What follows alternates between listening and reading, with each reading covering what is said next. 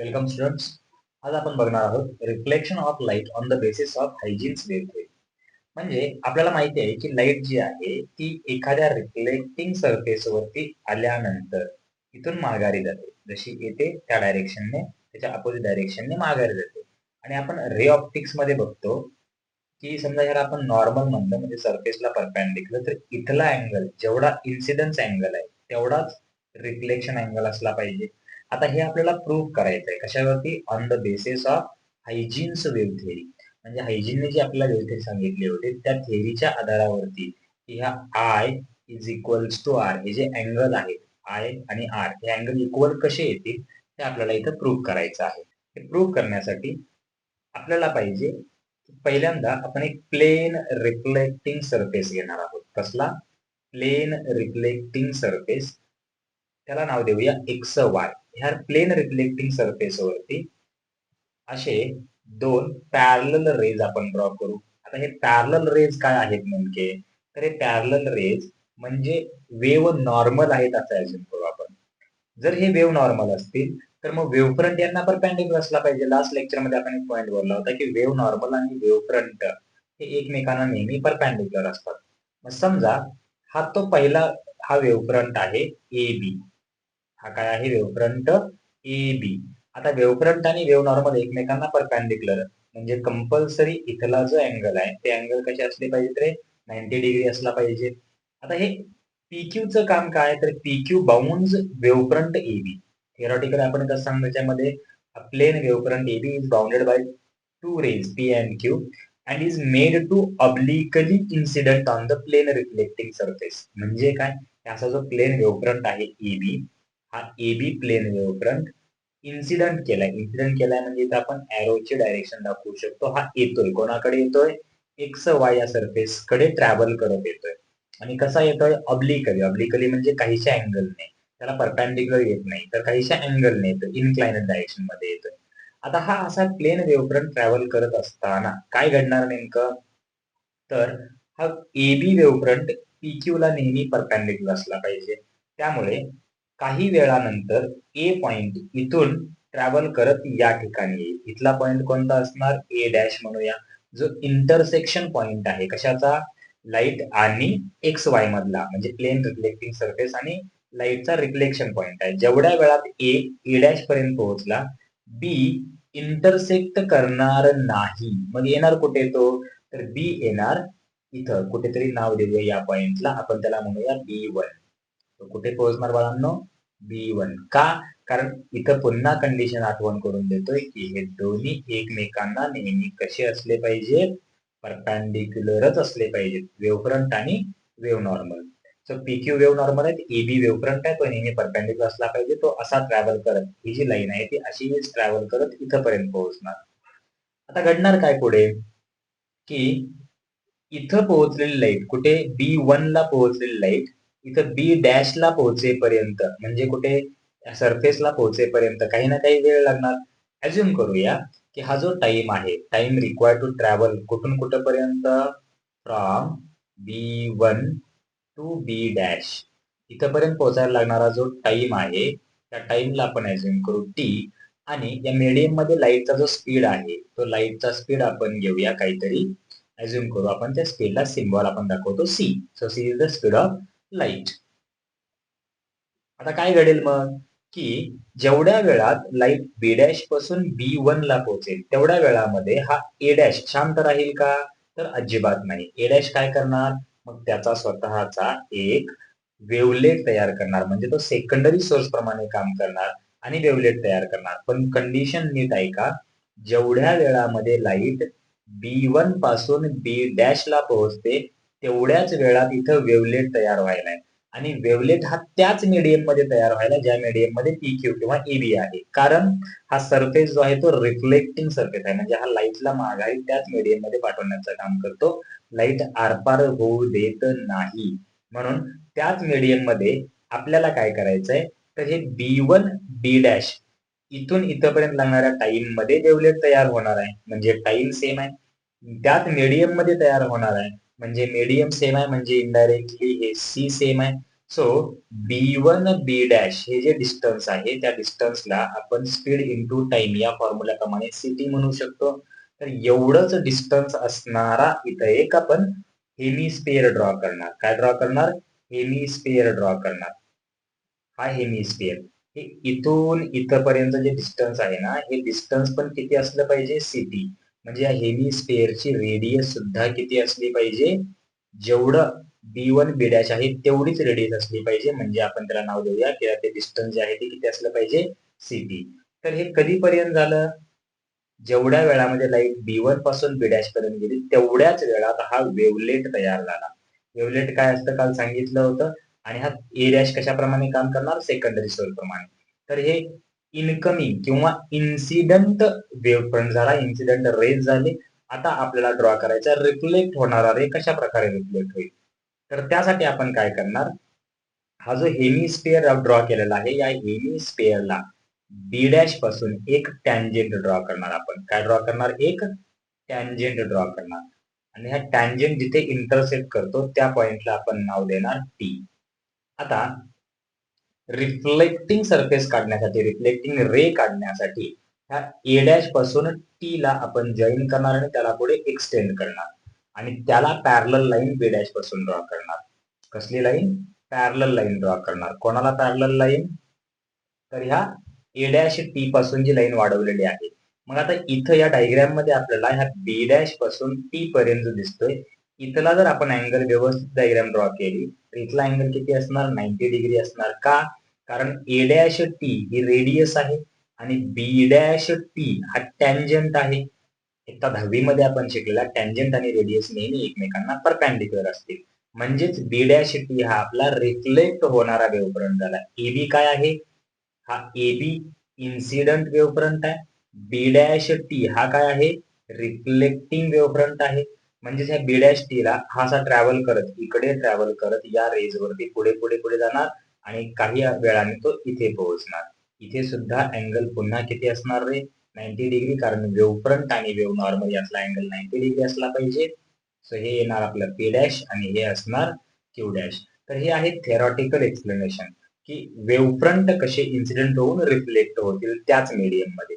आता आपल्याला बघायचंय तो लॉ प्रूव्ह करायचा आहे. त्यासाठी आपल्याला पहिल्यांदा माहिती असणं खूप गरजेचं आहे की अँगल आय काय असतो. याला आपण काय म्हणतो जनरली? Angle of incidence. कसला अँगल? Angle of incidence. आणि अँगल आर म्हणजे काय असतो? तर अँगल ऑफ रिफ्लेक्शन. आता हे याची डेफिनेशन कशी असणार? तर पहिल्यांदा आपल्याला डेफिनेशन समजून घेण्यापूर्वी काय करावं लागणार? तर एक नॉर्मल ड्रॉ करूया. What is mean by normal? Perpendicular line असणार ती. हा नॉर्मल ड्रॉ केल्यानंतर अँगल ऑफ इन्सिडन्स म्हणजे काय? तर इन्सिडंट रे म्हणजे इथे पी हा इन्सिडंट रे आहे आणि एन हा नॉर्मल आहे. तर इन्सिडंट रे आणि नॉर्मल या दोघातला अँगल म्हणजेच काय असतो? Angle I. Angle of incidence. आणि अँगल आर म्हणजेच अँगल ऑफ रिफ्लेक्शन तो काय असणार? नॉर्मल आणि रिफ्लेक्ट होणारा रे म्हणजे सरफेस कडून दूर जाणारा रे आणि नॉर्मल ह्या दोघांमधला अँगल म्हणजे हा अँगल काय म्हणणार आपण? आर म्हणूया. आता हे दोन्ही अँगल इक्वल आहेत हे आपल्याला प्रूव्ह करायचं आहे. त्यासाठी थोडस वेगळ्या पद्धतीने जावं लागेल. डायग्राम थोडीशी रिपीट ड्रॉ करावी लागेल. व्यवस्थित कॉन्सन्ट्रेट करा. डायग्राम मध्ये थोडस व्यवस्थित बघायचंय की ए पासून ए डॅश पर्यंतची जी लाईन आहे आणि कुठून कुठपर्यंत ए पासून ए डॅश पर्यंतची जी लाईन आहे ही कोणाला परपॅन्डिक्युलर आहे? ए डॅश आणि बी वन ला परपॅन्डिक्युलर आहे. का? कारण इन्सिडंट रे म्हणजेच वेव्ह नॉर्मल आहे ए डॅश आणि वेव्ह फ्रंट आहे ए डॅश बी वन. हे एकमेकांना कसे आहेत? परपॅन्डिक्युलर. त्याचबरोबर नॉर्मल आणि सरफेस हे पण एकमेकांना कसे असणार रे? इथला नॉर्मल आणि सरफेस मधला अँगल जो आहे तो कसा असणार? परपॅन्डिक्युलर. जर हे दोन्ही परपॅन्डिक्युलर असतील आपल्याला मॅथमॅटिक्स मध्ये एक रूल आहे की समजा अशा एक दोन लाईन आहेत. ही पहिली लाईन आहे, ही दुसरी लाईन आहे. त्याला L1 आणि L2 नाव देऊया. या दोन लाईन मधला जो अँगल आहे अज्युम करा तो अँगल थिटा आहे. नंतर आपण काय करू की ह्या L1 ला म्हणजे ह्या लाईनला एक परपॅन्डिक्युलर ड्रॉ करायचा आहे. काय ड्रॉ करायचा आहे? एक परपॅन्डिक्युलर. आणि L2 ला एक परपॅन्डिक्युलर ड्रॉ करायचा आहे असा इथला अँगल. तर ज्या वेळेस ह्या नवीन दोन लाईन मधला आपण अँगल मेजर करू, हा अँगल सुद्धा किती आला पाहिजे? थिटा. L1 L2 मधला अँगल जर थिटा असेल तर L1 आणि L2 ला ड्रॉ केलेल्या दोन परपेंडिक्युलर लाईन म्हणजे U आणि V यातला पण अँगल किती असणार? थिटा. असा एक मॅथमॅटिक्स मध्ये रूल आहे. तोच रूल आपल्याला इथे यूज करायचा आहे. काय काय सांगितलं आपण की ए डॅश याला परपेंडिक्युलर कोण आहे? ए डॅश ला परपेंडिक्युलर आहे ए डॅश B1. मग ए डॅश ला परपेंडिक्युलर जर ए डॅश B1 असेल आणि नॉर्मल हा परपेंडिक्युलर आहे एक्स डॅशला, तर ए डॅश एन यातला अँगल जो आहे तोच अँगल कुठला असणार? B1 ए डॅश बी डॅश. म्हणजे इथे ड्रॉ करूया. जर आपण ट्रायंगल इथे ड्रॉ केला अशा प्रकारे ए डॅश B1 आणि बी डॅश इथला जो अँगल आहे असेल तो अँगल सुद्धा काय मिळेल? आय मिळेल. नीट बघा, पुन्हा एकदा रिपीट सांगतो की ज्या वेळेस L1 L2 मधला अँगल थिटा असेल, L1 आणि L2 ला ड्रॉ केलेल्या दोन परपेंडिक्युलर लाईन मधला अँगल सुद्धा किती असणार? थिटा. अगदी तसंच ए डॅश ही परपेंडिक्युलर आहे ए डॅश बी डॅशला आणि नॉर्मल ही लाईन परपेंडिक्युलर आहे सरफेसला म्हणजेच या सरफेसला एक्स वाय ला. तर या दोघांमधला अँगल जर आय असेल तर या दोघांमधला अँगल सुद्धा म्हणजे कुठला? हा छोटा जो अँगल आहे हा पण अँगल काय असणार? आयच असणार. तो आपण इथे सेपरेटली ड्रॉ केला. तसंच याच रूल प्रमाणे आणखी एक आपल्याला ड्रॉ करायचं आहे. काय ड्रॉ करायचंय की दुसरा बघा, आता रिफ्लेक्शन साठी काय असणार? हा नॉर्मल पुन्हा एकदा सरफेसला परपेंडिक्युलर आहे आणि नॉर्मल सोबत आर अँगल बनवते ए डॅश टी म्हणजे हा रिफ्लेक्ट होणारा रे. तर हा ए डॅश टी कोणाला परपेंडिक्युलर आहे? टी पासून बी डॅश ला परपेंडिक्युलर आहे. मग जर या दोघातला अँगल आर असेल तर या दोघातला अँगल सुद्धा म्हणजे इथला अँगल किती असला पाहिजे? आर असला पाहिजे. म्हणून इथं आपण आणखी एक डायग्राम ड्रॉ करूया की हा ए डॅश बी डॅश, इथं ए डॅश टी आणि इकडं टी बी डॅश म्हणजे इथं बी डॅश ए डॅश आणि इथं टी. तर हा अँगल किती येणार? आर. असे दोन ट्रायंगल आपल्याला मिळालेले आहेत. आता ह्या दोन ट्रायंगलच्या मदतीने आपल्याला प्रूव्ह करायचंय की अँगल आय आणि अँगल आर सेम आहे. तर बघा, इथला अँगल 90 डिग्री आहे, इथला अँगल 90 डिग्री आहे. का? इथला जर बघितलं तर हा ए डॅश टी हा ही रेडियस आहे आणि बी डॅश टी हा टँजंट आहे एखाद्या सर्कलला किंवा हेमिस्फिअरला ड्रॉ केलेला. त्यामुळे हे दोन्ही परपेंडिक्युलर असणार. इथं ए डॅश B1 हा काय आहे? तर वेव्ह फ्रंट आहे आणि बी डॅश हे काय आहे? तर वेव्ह नॉर्मल आहे. इथे बघू शकता पहिल्या डायग्राम मध्ये बी डॅश म्हणजेच क्यू रे आहे, वेव्ह नॉर्मल आहे आणि ए डॅश बी डॅश हे